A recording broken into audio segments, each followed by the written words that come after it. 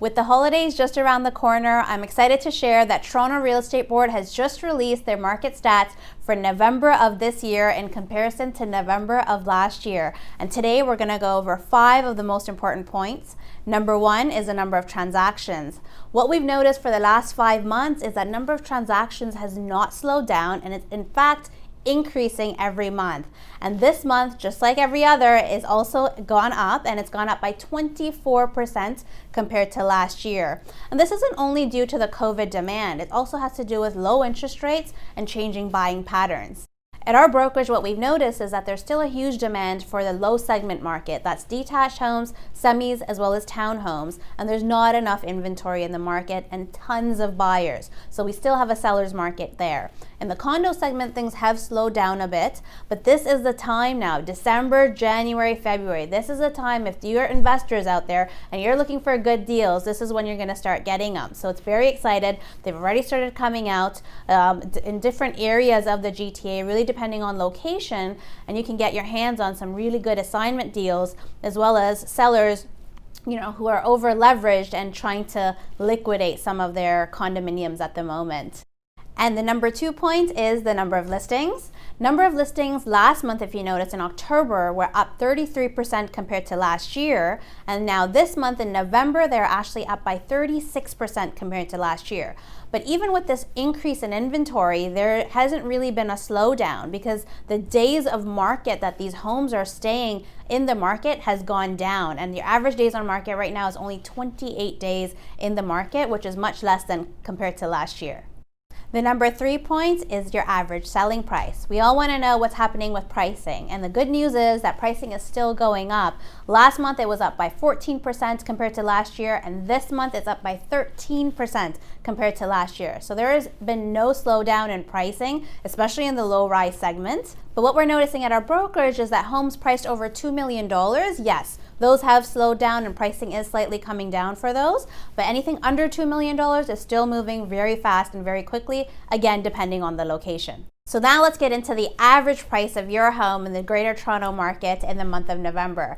If you own a detached home in the 416 market, your average price is $1.47 million. And in the 905 segment, your price is $1.12 million.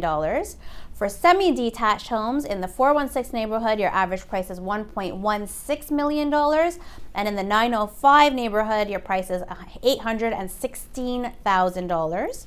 For townhomes in the 416 neighborhood, your average price is $819,000.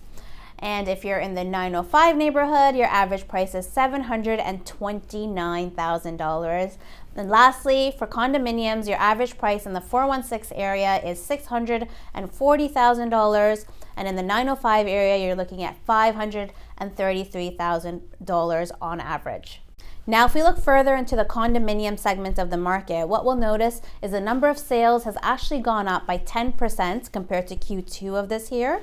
However, the inventory has gone up by an astonishing 86%. So there's tons of more sellers in the market trying to offload their condominiums. A lot of these are investors. But interesting enough, the price is still remaining stable. In fact, in Q3, there was still an 8% increase in price. But what we're noticing in the last couple of months, pricing has started declining just a tad bit. In some areas, you will get slightly of somewhat of a deal. But for the most part, it's almost the same as what it's always been. Now, when we look into the rental market of condominiums, what's interesting is that the number of transactions has actually gone up by 30%. But the interesting thing is that the number of rentals available in the market has gone up by 113%.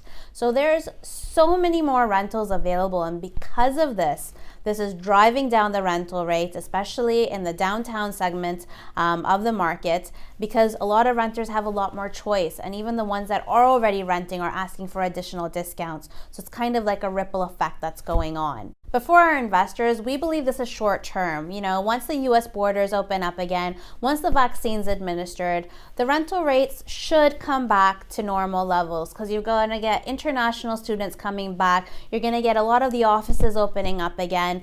Yes, a lot more people will be used to working at home, but there's going to still be a lot more hustle and bustle happening in the city, and rental rates shouldn't be as low as we're experiencing right now. So hopefully this is just a short-term effect. But again, we will see how it all plays out next year. Now, the last and fifth point has to do with commercial real estate.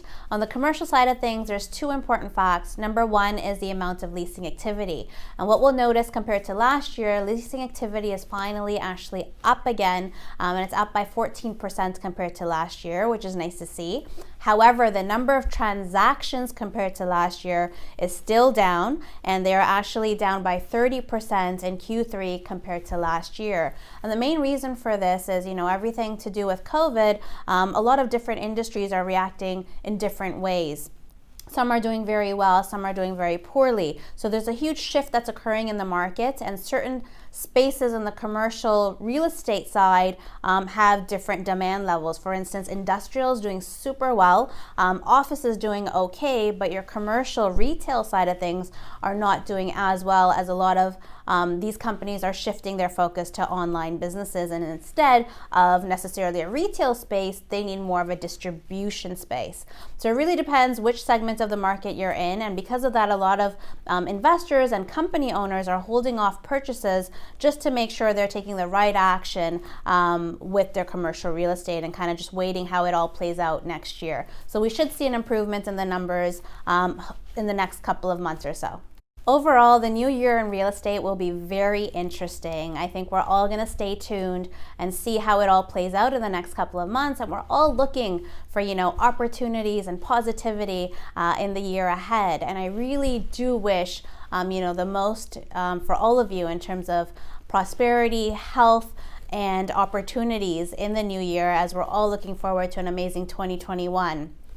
But until then, stay tuned. If you're enjoying these real estate videos, do subscribe to our channel below. If you have any real estate related questions, reach out to us. We would love to help you out. And take care until, stay safe, and enjoy your holidays. Bye for now.